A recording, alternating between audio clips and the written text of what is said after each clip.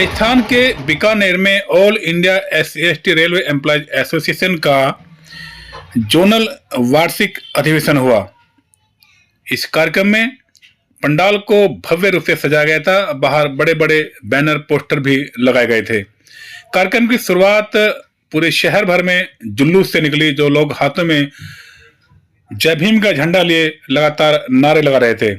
इसी बीच लोग all India SC/ST railway employee association के राष्ट्रीय अध्यक्ष BL बैरवा साहब का भी लगातार सम्मान कर रहे थे और उनको माला पहनाकर और फटका पहनाकर अपनी खुशी का तमाम कार्यकर्ता, तमाम जो लोग वहां आए हुए थे, अपनी खुशी का इजहार कर रहे थे।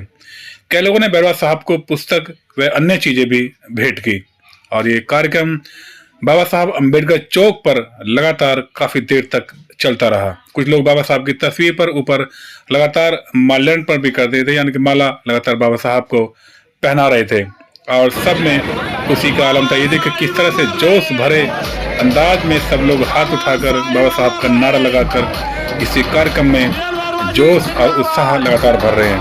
इसी बीच बेंगलुरु से आए M मोहन व BL बैरवा साहब गाड़ी पर चढ़कर सबका अभिवादन किया और पूरे शहर में ये यात्रा निकाली गई। आप देख पा रहे हैं सामने किस तरह से लोग जय भीम और नारे लगा रहे, साथ ही साथ ढोल नगाड़े इस कार्यक्रम में लगातार बजाए जा रहे थे और ढोल नगाड़ों के साथ ये यात्रा पूरे शहर भर में निकाली गई। आप सामने देख पा रहे हैं कि किस तरह से लोग लगातार ढोल बजाकर सबका खुशी का इजहार कर रहे हैं। लगातार ये यात्रा चलती रही, जिसमें राष्ट्रीय अध्यक्ष BL बैरवा साहब व M मोहन साहब गाड़ी पर बैठकर सबका अभिवादन कर रहे थे और लंबी दूर तक लाइन लगी थी। सबके हाथों में पोस्टर, बैनर व बाबा साहब की तस्वीर के झंडे थे।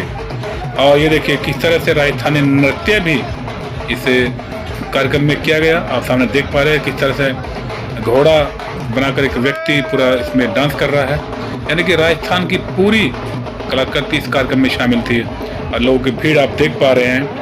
सबके हाथों में बाबा साहब के झंडे हैं और आप देख पा रहे हैं कि किस तरह झंडों के साथ साथ ये यात्रा पूरे शहर भर में यूं ही चलती रही और दिन भर चली यात्रा में पूरे शहर में एक अजब ही बाबा साहब के माहौल का पूरा सबने सम्मान किया और इसको सबने समर्थन दिया। कार्यक्रम के आप देख पा रहे हैं कि किस तरह से लगातार ये रैली और M मोहन व BL बैरवा साहब लगातार आए हुए तमाम लोगों का, तमाम आए हुए रेलवे कर्मचारियों का हाथ हिलाकर अभिवादन कर रहे थे और अपनी खुशी का इजहार कर रहे थे। इसके बाद तमाम अधिकारी, तमाम लोग पंडाल में पहुंचे और सबने अपना अपना स्थान ग्रहण किया। अपना स्थान ग्रहण करने के पास पूरा हॉल, पूरा पंडाल मानो खचाखच भर गया। उसके बाद तमाम मेहमानों को स्टेज पर आमंत्रित किया गया और सब लोग रेलवे कर्मचारी व ऑल इंडिया SC/ST रेलवे से जुड़े जो कर्मचारी वो भी मंच पर सब लोग पहुंचे और सबका एक एक करके इसी बीच केंद्रीय मंत्री श्री अर्जुन मेघवाल भी इस कार्यक्रम में पहुंचे और उन्होंने शिरकत की और कार्यक्रम की शोभा बढ़ाई। और आप देख पा रहे हैं कि सामने तमाम लोग मंच पर विराजमान हैं, तमाम सब लोग बैठे हैं। इसी बीच कुछ लोग मंच से लगातार अपनी अपनी बातें रख रहे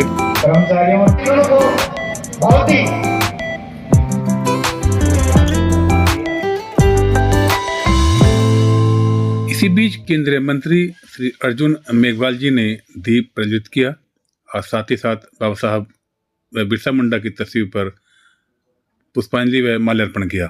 साथ ही साथ अन्य लोगों ने भी अपने अपने श्रद्धासुमन अर्पित किए।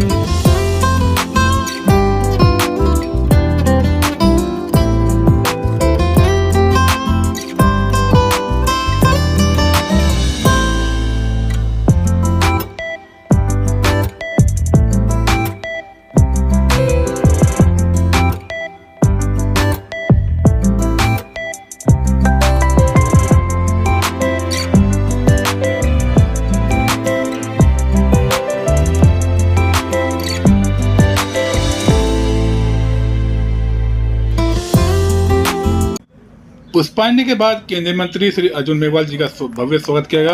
और जैसा कि केंद्रीय मंत्री जी की फितरत है, उनकी नेचर में है कि वो अपनों से ज़्यादा दूसरों को सम्मान करना पसंद करते हैं, इसलिए उन्होंने अपनी जो पगड़ी उनको पहनाने वाले थे, वो अपनी पगड़ी खुद को न पहना करके बल्कि BL बैरवा साहब को अपनी पगड़ी पहनवाई। यही उनकी नेचर में है, उनकी आदतों में है कि वो अपने सम्मान से ज़्यादा दूसरों को सम्मान करना पसंद करते हैं। फिर भी बैरवा साहब ने उनको फटका पहनाया और बाबा साहब की स्मृति चिन्ह देकर माननीय मंत्री जी का भव्य स्वागत किया। और इस मौके पर M मोहन या वह संस्था से जुड़े एसोसिएशन जुड़े बाकी लोग भी मौजूद रहे और सब ने मिलकर मंत्री जी का भव्य स्वागत किया। और इस स्वागत की बेला के बाद अन्य लोगों का भी मंच पर स्वागत किया गया।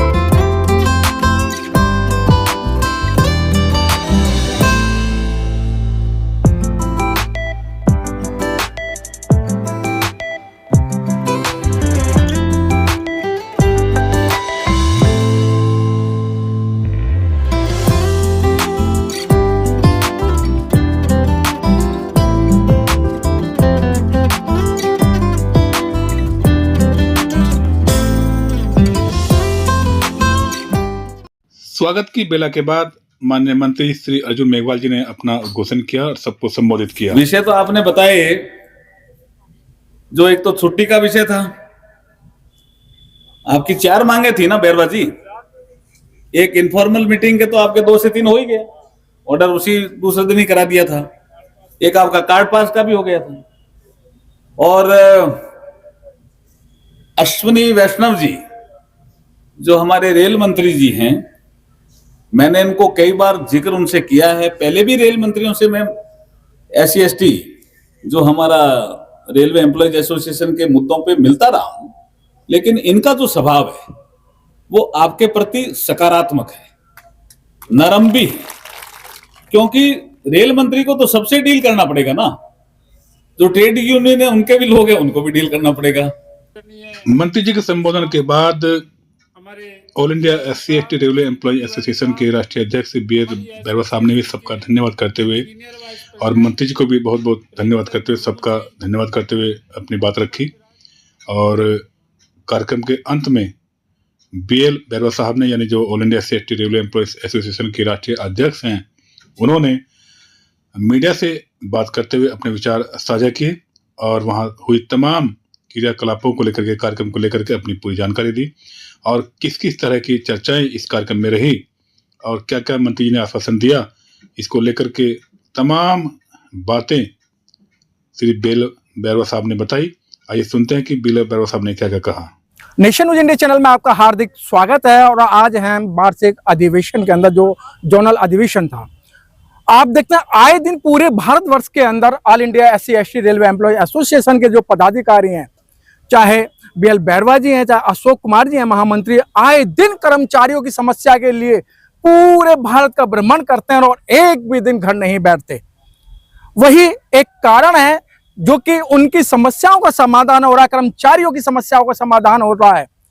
और अभी तक ऐसी कोई एसोसिएशन नहीं है या ट्रेड यूनियन नहीं है जिनके अंदर जो पदाधिकारी हैं ACO में महलों में बैठ के अपना काम करते हैं, लेकिन ये ऐसे पदाधिकारी हर एक कर्मचारी की बात को सुनते हैं और हर एक कर्मचारी की समाधान करते हैं, चाहे कितने भी बड़े लेवल का अधिकारी, और सीधी सीधी बात उनको कहते हैं अधिकारियों को। क्योंकि आपने देखा होगा पटियाला के अंदर एक पीसीपीओ ने इतनी मतलब अपनी गुंडागर्दी कर दी थी, मैं गुंडागर्दी के साथ वहां भी इस्तेमाल किया था, लेकिन जब कर्मचारी की जब बात आई थी, चाहे बीएल बैरवा जी हो, चाहे महामंत्री अशोक कुमार जी हो, हर कर्मचारी की समस्या का समाधान करते हैं। सर, आज जोनल अधिवेशन था, वार्षिक अधिवेशन था, जिसके अंदर मुख्य अतिथि के रूप में अर्जुन मेघवाल जी आए, जो कानून एवं विधि मंत्री थे। तो सर, आज के अधिवेशन की क्या औपचारिकता थी और क्यों रखा गया और किन समस्याओं को लेकर रखा गया?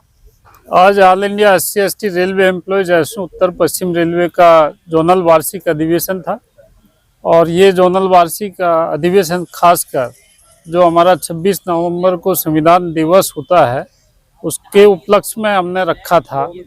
और दूसरा, अभी हाल ही में भगवान बिरसा मुंडा जी को 150वां जयंती समारोह मनाया गया है और सरकार ने जनजाति गौरव दिवस इसे घोषित किया गया है। तो हमारी एसोसिएशन ने भी उत्तर पश्चिम रेलवे के स्तर पर इस अधिवेशन के माध्यम से जनजाति गौरव दिवस मना करके और भगवान बिरसा मुंडा हैं उनको हमने याद किया और उनके द्वारा बताए गए मार्ग पर चलने का हमने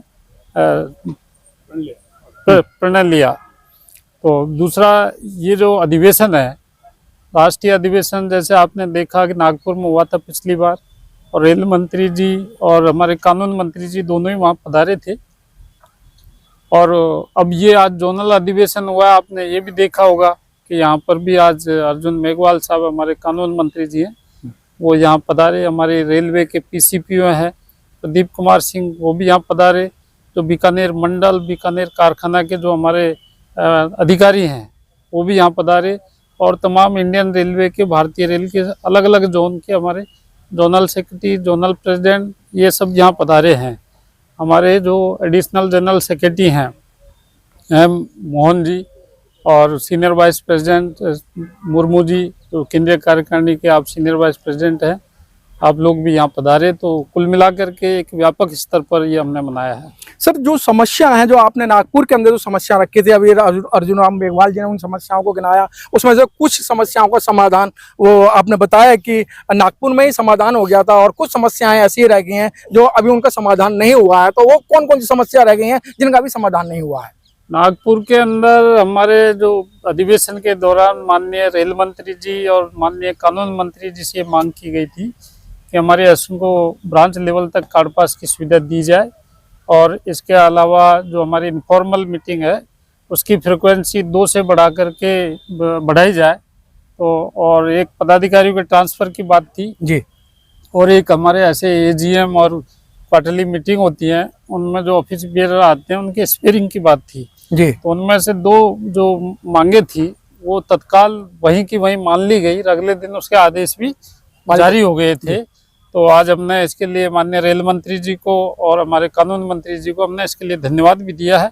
और जो 2 समस्याएं रह गई हैं मांग, उन पर उनका ध्यान भी आकर्षित किया है। जैसा कि आप लोगों ने देखा होगा कि माननीय श्री अर्जुन राम मेघवाल साहब, जो विधि एवं न्याय राज्य मंत्री है स्वतंत्र प्रभार, उन्होंने ये आश्वस्त किया है कि कल ही वो रेल मंत्री जी से बात करेंगे और इनका समाधान करने का पूरा प्रयास करेंगे। सर, एक अहम क्वेश्चन है, पूरे भारतवर्ष के अंदर एक भूचाल सा आया हुआ है, और वो आज से नहीं, मैं कह रहा हूँ कि वो काफी समय से चल रहा है, लेकिन अभी ऑल इंडिया SC/ST रेलवे कर्मचारियों की तरफ से कोई उसका कोई एक कहते हैं ना सुराग सा नहीं हो रहा है, जिसे OPS और UPS और NPS की बात करते हैं। अभी तक रेलवे कर्मचारियों ने OPS पे कोई भी एक मतलब बात नहीं छेड़ी है।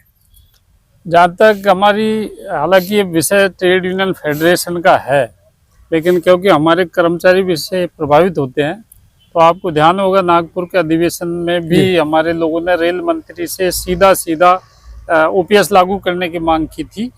और जो UPS की आप जो बात कर रहे हैं, सीक्रेट बैलेट इलेक्शन, आपने देखा जिन ट्रेड यूनियनों ने UPS की घोषणा होने पर ढोल नगाड़े से स्वागत अपना करवाया, उनकी मान्यता कहीं खतरे में पड़ी, काफी रेलों में वो कम भी हो गई है जी। तो इससे ये साबित होता है कि UPS को लोग एक्सेप्ट नहीं कर पा रहे हैं और OPS ही वो फाइनली चाहते हैं। हमारी भी ऐसी मांग है कि OPS लागू हो। लेकिन सर वो बात यहाँ आती है कि जैसे आप जैसे जो पदाधिकारी हैं, आप जैसे अधिकारी हैं, वो यूपीएस को समझाने में सक्षम नहीं है। सरकार कह रही है, सर मैं नहीं कह रहा, सरकार कह रही है कि जो पदाधिकारी हैं या जो अधिकारी हैं वो अपने कर्मचारियों को यूपीएस और एनपीएस के बारे में समझाने में सक्षम नहीं है, लेकिन यूपीएस ये बहुत अच्छी है। सरकार ने जो स्कीम लाई है तो निश्चित रूप से उसको अच्छा समझ के ही लाई है सरकार तो जी। लेकिन जो कर्मचारियों की इंटरेस्ट जो है वो अलग अलग स्तर पर अलग अलग है जी। जैसे किसी को रिटायरमेंट पर नगद पैसा ज्यादा चाहिए होता है और किसी को जब तक वो जिंदा रहे, जब तक उसको पेंशन मिलती रहे, उसकी आवश्यकता होती है। जी। तो ये मतलब अलग अलग स्तर पर अलग अलग इसके अर्थ निकाले जाते हैं।